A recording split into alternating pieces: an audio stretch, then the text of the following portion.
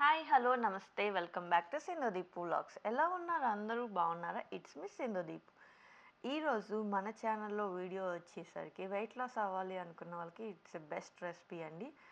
పెసరట్టు. నేను around 1 cup of పెసల్ని, whole పెసలు ఇట్లా తీసుకున్నాను ఒక బౌల్లోకి. అండ్ దాంట్లోకి 1/4 cup of foxtail millet or hulled millet ఇది యూస్ చేశాను. మీకు నచ్చిన మిల్లెట్స్ యూస్ చేసుకోవచ్చు. మీకు మిల్లెట్స్ ఇష్టం లేదు అంటే రైస్ ఆర్ ఓట్స్ అయినా యాడ్ చేసుకోవచ్చు. ఓట్స్ అయితే మీరు గ్రైండ్ చేసే ముందర ఒక 2 మినిట్స్ ముందర సోక్ చేసుకోవచ్చండి. వీటిని బాగా వాష్ చేసుకొని తగినన్ని వాటర్ పోసుకొని over night are 6 to 8 hours అయినా మీరు పెసల్ని నానపెట్టుకోవాలి. పెసలు నానటానికి కొంచెం టైం పడుతుంది. నెక్స్ట్ డే నేనైతే ఓవర్ నైట్ సోక్ చేశాను. నెక్స్ట్ డే మార్నింగ్ ఇట్లా ఉన్నాయండి. దీంట్లోకి నేను జింజర్ యాడ్ చేస్తున్నాను పీల్ ఆఫ్ చేసుకొని.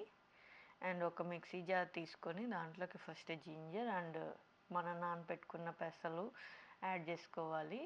అండ్ జీరా, ఫెనల్ సీడ్స్ అంటే మన సోంపు, ఇవి 2 యాడ్ చేసుకున్నామండి. మీకు కావాలంటే రెడ్ చిల్లీ కూడా యాడ్ చేసుకోవచ్చు, నార్మల్ చిల్లీ అని యాడ్ చేసుకోవచ్చు. ఆ క్లిప్ మిస్ అయింది. అండ్ వెయిట్ లాస్ అవుదాము అనుకున్న వాళ్ళకి ఇది బెస్ట్ ఆప్షను. దీంట్లో మీరు కొంచెం పాలకూర యాడ్ చేశారనుకోండి, మీరు వెజిటేబుల్స్ కూడా ఇంటేక్ తీసుకున్నట్టు ఉంటుంది. దీనికి ఒక బౌల్లోకి తీసేసుకొని దాంట్లోకి సరిపడా సాల్ట్ అనేది యాడ్ చేసేసుకున్నాను. దీన్ని ఒకసారి బాగా మిక్స్ చేసుకోవాలి. మన ఛానల్లో మంచి వీడియోస్ ఉన్నాయండి. ఇక్కడ నుండి మంచి ఇంట్రెస్టింగ్ వీడియోస్ వస్తాయి. మీకు నచ్చితే సబ్స్క్రైబ్ చేసుకోండి. మీన్వైల్ స్టవ్ ఆన్ చేసుకుని ప్యాన్ పెట్టుకుని ప్యాన్ హీట్ చేసుకున్నాను. మీరు ఫస్ట్ దోశ క్యాస్ట్ ఐరన్ దాని మీద వేస్తుంటే లైట్గా గ్రీస్ చేసుకొని, నాన్ స్టిక్ అయితే అవసరం లేదు, బట్ ఇప్పుడు అందరూ క్యాస్ట్ ఐరన్ వాడమని చెప్తున్నారు. ఇట్లా గ్రీస్ చేసుకున్నాక ఇట్లా మనం దోశ బ్యాటర్ని వేసుకొని ఇట్లా స్ప్రెడ్ చేసుకోవాలి.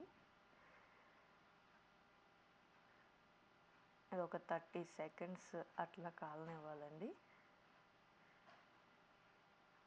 Sorry for the mess.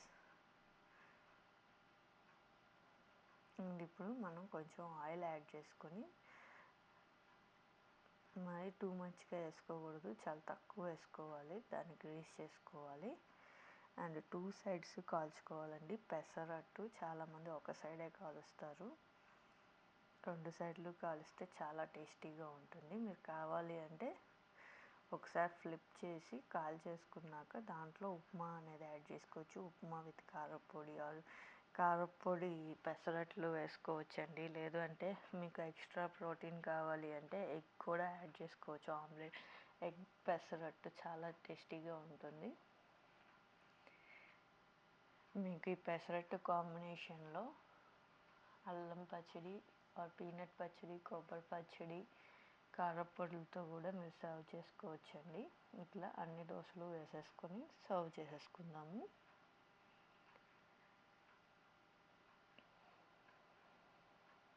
మీకు పెసరట్టు అనేది ఎంత పల్చగా వేసుకుంటే అంత టేస్టీగా ఉంటుంది. దానికి ఏం లేదండి, కొంచెం పల్చగా పిండి వేసుకున్నారనుకోండి, అది బాగా పల్చటి పెసరట్లు వస్తాయి. చాలా టేస్టీగా ఉంటాయి, క్రిస్పీగా ఉంటాయి. మనం మిల్లెట్స్ వేసాం మెత్తగా ఉంటాయి అనుకోవాల్సిన పని లేదు. చాలా పల్చగా వస్తాయి, క్రిస్పీగా వస్తాయండి.